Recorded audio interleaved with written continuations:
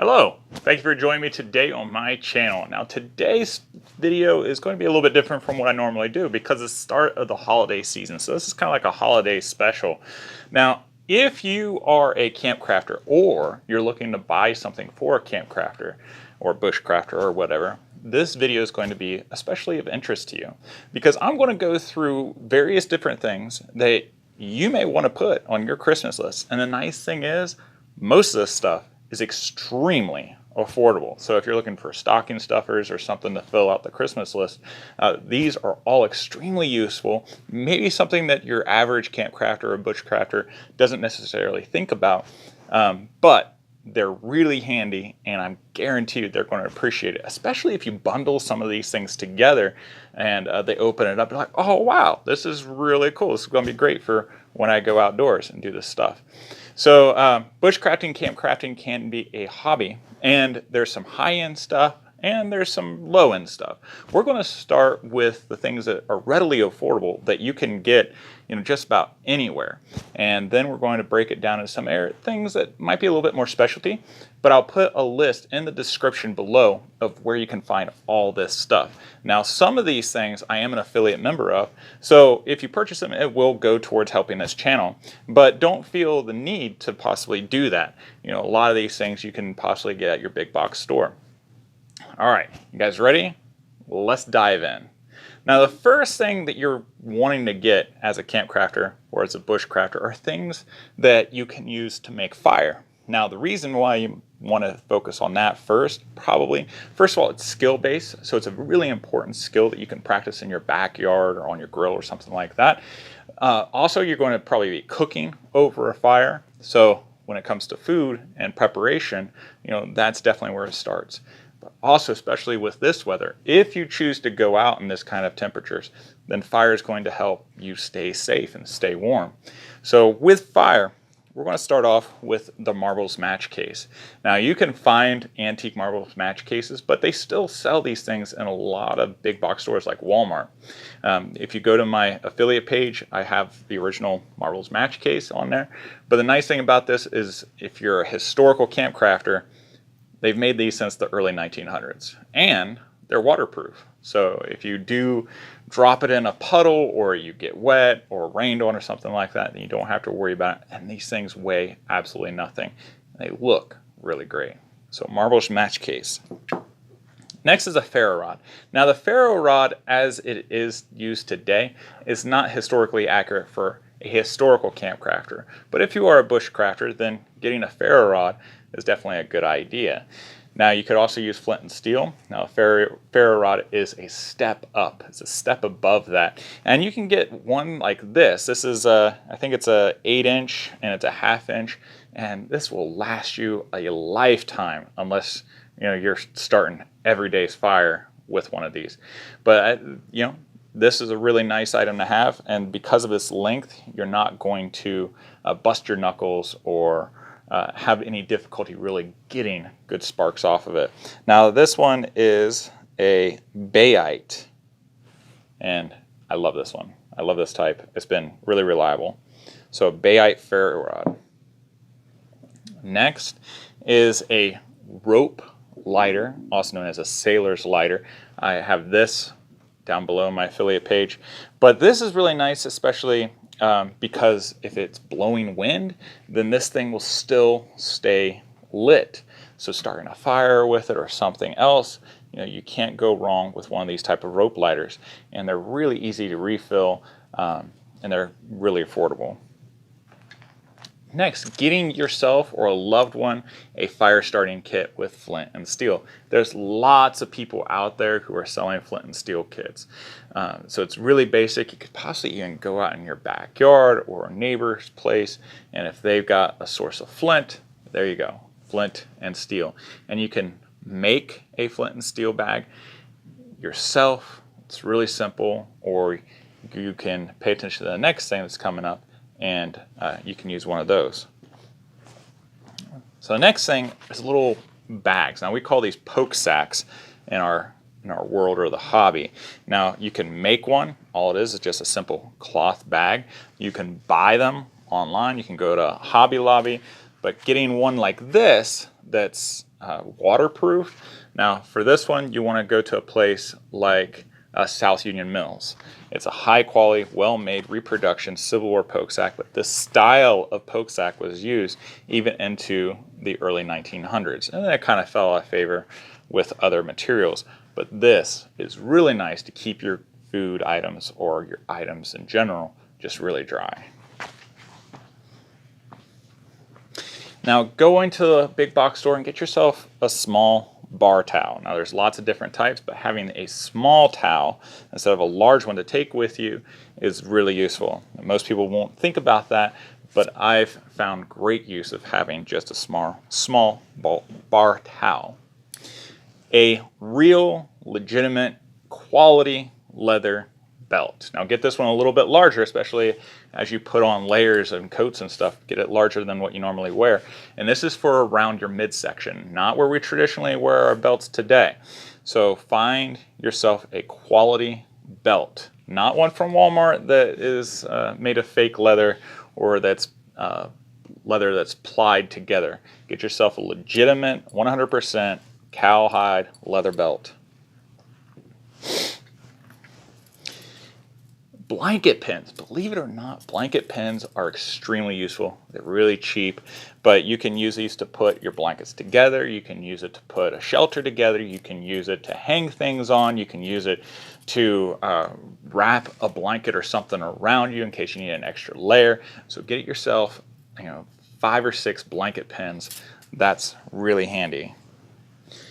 Get yourself a whistle. Now, if you're wanting a historical type tube whistle, Acme still makes one of these. So again, check below. You can get one of these yourself. Now, this one is not a Acme modern whistle. This is an antique Boy Scout tube whistle, but it's very high pitch. It's really nice for emergency use, or if you're hunting with a buddy or something and you need their help, having your own signal. So having a whistle, I know it's kind of out of the trend these days for outdoor enthusiasts, but for emergencies or other uses, having a whistle is extremely useful. Along with noisemaker, get somebody a pocket harmonica. Now, a harmonica is really handy, especially if you go camping yourself and you want a little bit of entertainment, or you're just wanting to pick up a new skill. Having a harmonica brings a lot of joy, a lot of morale. So they're really cheap. Get yourself a Hohner pocket harmonica. Tins, believe it or not, tins are extremely useful when going camping. You can use these things for 100 different things, whether it be containers for food items or containers for other items. You can put a little first aid kit or a fishing kit or something like that in these tins. Go to Hobby Lobby, get yourself some decent sized metal tins, and they'll find something to use it for. I promise you. A cup. Now, cups are kind of personal.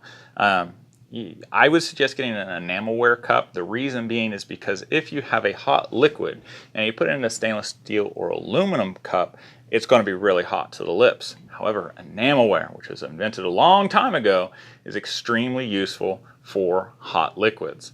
Now, this is a modern enamelware graniteware cup, and it works just as well. So, suggest that. A small sharpening stone. Now, either a puck like this or a rectangular one.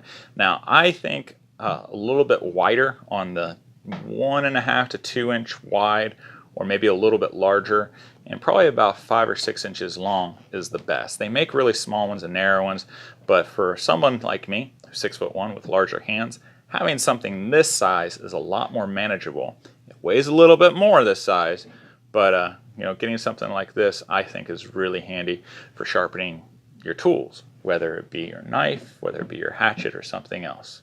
So get yourself a sharpening stone.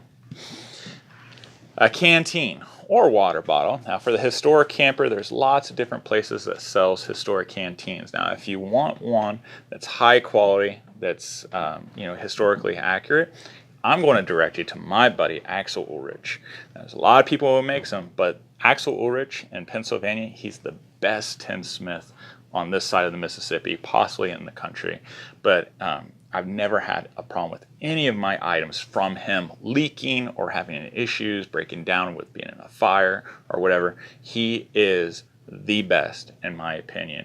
And it's still actually really affordable, even though he is, in my opinion, the best in his field.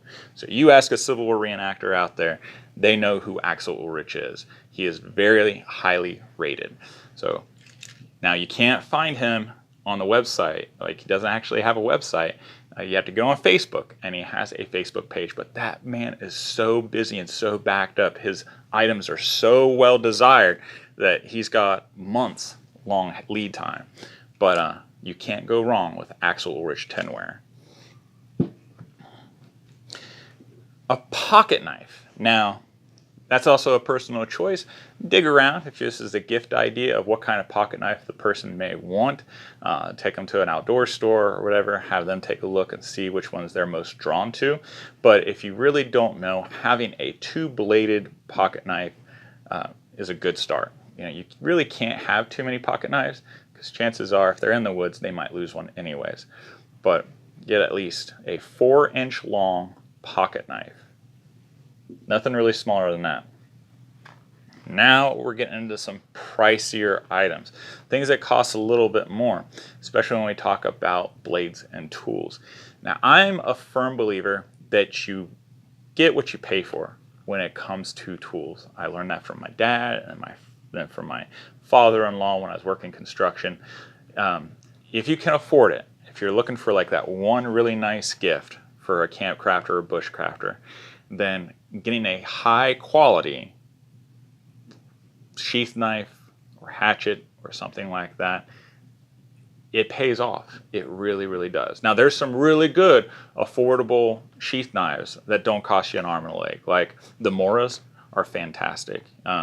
Even the Marbles knives are still fantastic and they're pretty affordable. But Mora is definitely on the cheaper end and they're really good. I have no complaints about the Mora that I've used. But as far as the nuance, handling, things like that, well, I got to give it to my favorite. Now, this custom-made Horst Kephart knife is made by a guy in Canada. His name is Darcy Quap, and it is Prairie Forge and Axe. And he worked with me for a long period of time. Now, you're looking at $100 and some for one of these, but it's custom-made. It keeps its edge amazingly well, and I've got nothing but positive things to say about my Horst Kephart knife. There's other makers who make them, so again, but I'm going to point you in the direction of Darcy Quap, and he makes lots of different other types of knives and hatchets as well. Now, moving on to hatchets or other tools like that, if we're going for the historic side, now I actually have a deal that I'll tell you about towards the end of this video if you're interested in a Kephart hatchet or a Nesmith hatchet. So stay till the very end and I got a special deal for you. But having a high quality tool that you're going to be using to chop and that's going to hold its edge and things like that, then go in and custom again. Again, there's some really affordable ones out there that aren't custom made. But if you are thinking about that higher level gift that someone would appreciate, that has just a little bit more quality, then going custom is the way to go. Absolutely not necessary though. Believe it or not, having some type of leggings. Now these are puttees, and I'm an affiliate with What Price Glory. They make decent puttees.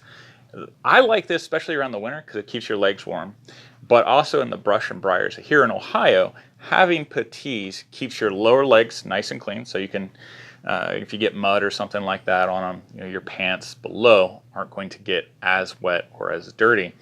But also the briars. I hate having briars on my pant leg. So wearing puttees where they're only getting briars in a very small area, doesn't take that long to pick off, but also the brush is not going to snag through your clothing. Even if you're wearing a thicker layer of clothing, having puttees is really nice. So What Price Glory? Puttees. Having a haversack or backpack. Now this is a What Price Glory haversack. And when I bought this 2 years ago, it was like $35, and the price still hasn't really gone up from it.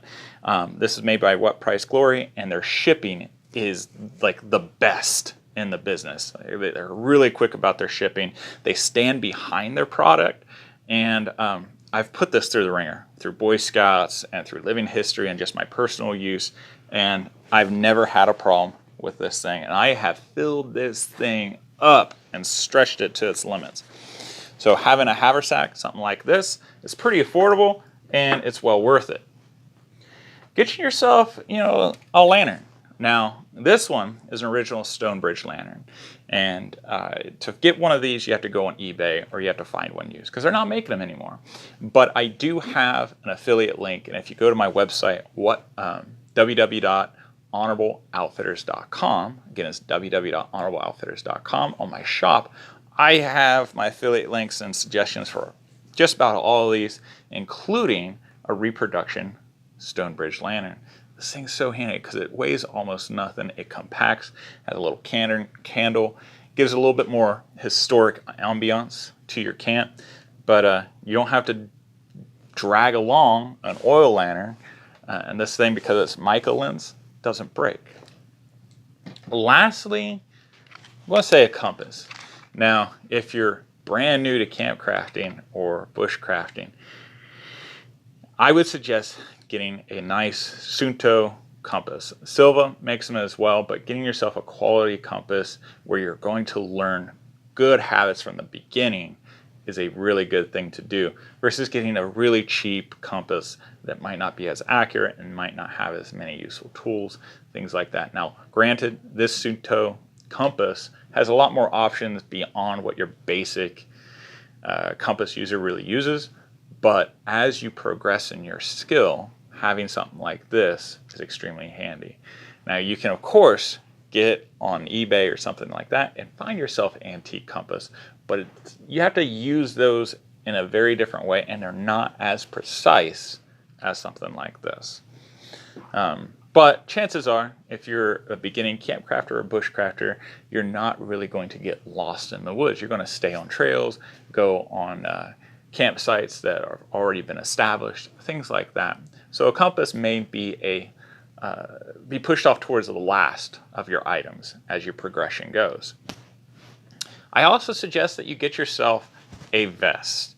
Now, a lot of camp crafters talk about weight, and historic camp crafters, the material was heavier than what we have today. We got nylon and so many synthetic items today that makes equipment a lot lighter. Even this canvas bag here weighs more than a nylon bag about the same size. So the camp crafters believed having a layers system, even today we talk about layers, but having either a nice real wool sweater or having yourself a nice real wool vest is really useful, especially if you live in the northern areas of the United States, as part of your layering system.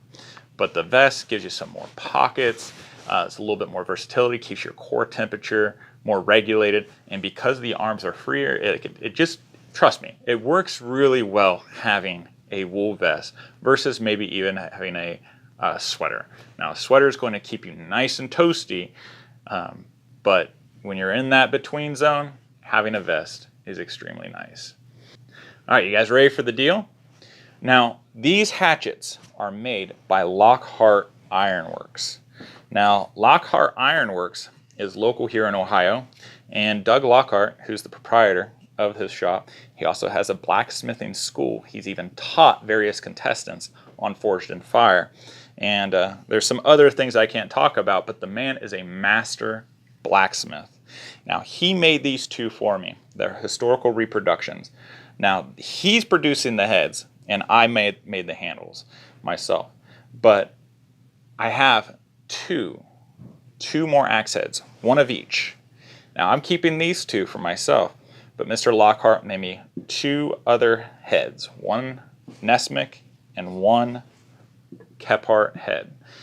And as far as we could work out together, they're pretty close to accurate reproductions. Now, the Kephart, 100%. I have no qualms about that being an accurate reproduction for the head, even down to the ounce. Mr. Lockhart was precise with getting down to the weight. Now when it comes to the Nesmic, that was open to a little bit more interpretation. Because if you're familiar of Nesmic's, George Washington Sears, in his books, he's not exactly clear about the weight of the head, or the size, or things like that. What we do have are drawings. We have some sketches that he made. And he had his pocket knife, and of course his sheath knife, right next to the drawing of his hatchet. So based off of that drawing, we tried to figure out to scale the size of that hatchet. And believe it or not, it works really, really well. It's super small, but works really well. So the point of it is, I have one of each of these hatchets, and he's not making any more of them. He told me that he doesn't want to make any more of those. He wants to get more into the force size axes, the larger axes. But each one is going to sell for $200. And I only have two, one of each. So if you're interested in getting a Nesmic hatchet or a Kephart hatchet, they're $200. You can send me an email or send me a message, preferably an email, and the first one who does it, they get it. So it's a really nice deal, especially if you go online, you can compare to others. As you know from my channel, we strive for historical accuracy. So if you're wanting a historically accurate Nesmic or Kephart hatchet, this is the place to go.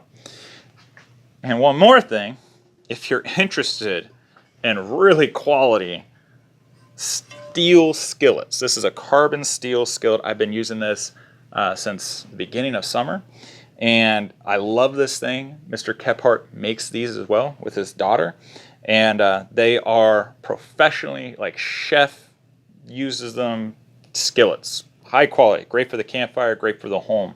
The nice thing is, as if you're used to using steel skillets, sometimes they warp because of getting too hot. I've had this thing over the fire, and I've had this thing at home, and the steel is made in such a way and treated in such a way, and it's rather thick steel, it reacts just like cast iron. There's no warping whatsoever, and you still have that, you can cook eggs on it and it slides right off. So if you're interested in this, check out Mr. Lockhart's website. So there's the list of things that I suggest. Now there's lots more you can get, but I think this is a really good starting kit for somebody who's getting into camp crafting or bushcrafting, especially with a historical focus in mind, to get them outdoors. And most of it is extremely affordable. You can get it at your big box stores. That's pretty nice, where you can just go to the store and get it. But if you're interested in ordering some of these things in particular, again, check out the description below. I have the links on there. And again, it helps support this channel. And I always try to find the cheapest ones to keep on that list. That way it helps you in your pocketbook. Now, if you like the video, please click like, because other people will find it and you're doing them a favor. It helps them out as well. And if you haven't subscribed, then you definitely want to do that as well, and do yourself a favor, because the next video we're covering something that's pretty rare, and it was only made for a short period of time in the early 1900s. And Mr. Denny and his grandson actually gifted it to me to share with you. If you're a hunter or if you're a camper, especially in cold winter months, then you're going to be able to relate to it really well. And you may want to find yourself something similar to it. But the nuances of this item is pretty cool for the time period that it was made. It's simplistic, but it functions extremely well. So make sure to subscribe, that way you don't miss it. Now, if you're interested in the video about this haversack and all the features, because this is something I suggest for you to get for Christmas, then check out the video here. I hope you guys have a wonderful week. Give a kiss, hug to your loved ones, and I'll see you guys next time. Take care.